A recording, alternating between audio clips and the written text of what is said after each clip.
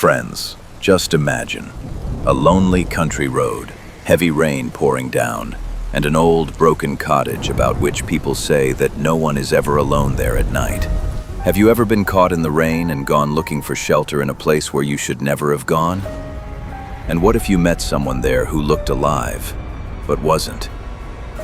Today's story stands between reality and fear, a mystery that will force you to hold your breath until the very end.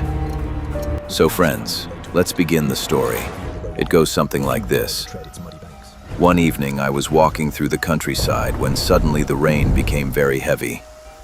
I looked around for shelter, and at the end of a muddy lane I saw an old ruined cottage with a thatched roof. I opened the door, and inside it was dark and damp.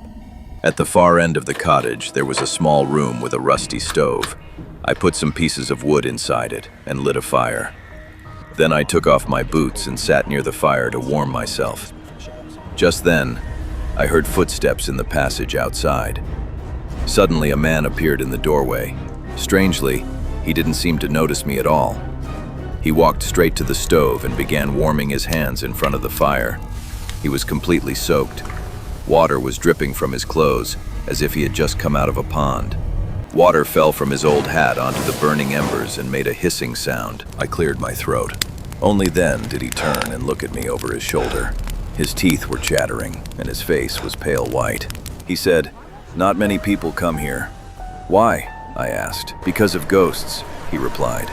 "They say the man who lived here drowned himself in the pond near the old mill. Since then, people claim they have seen him floating on the pond, and sometimes walking outside this cottage. They say he walks at night now." He took a deep sigh, and I could hear water squelching inside his boots. "But these are just stories," he continued. "Superstitious people believe them. I have never seen a ghost myself." "I haven't either," I laughed. "I don't believe such stories." He looked at me again and said, "Some people believe, and some don't." Water was still dripping from his clothes, spreading across the floor, and a strange, damp smell filled the room. I asked, "What's wrong? Can't you get dry?" "Dry?" He laughed weakly, but his laughter turned into coughing.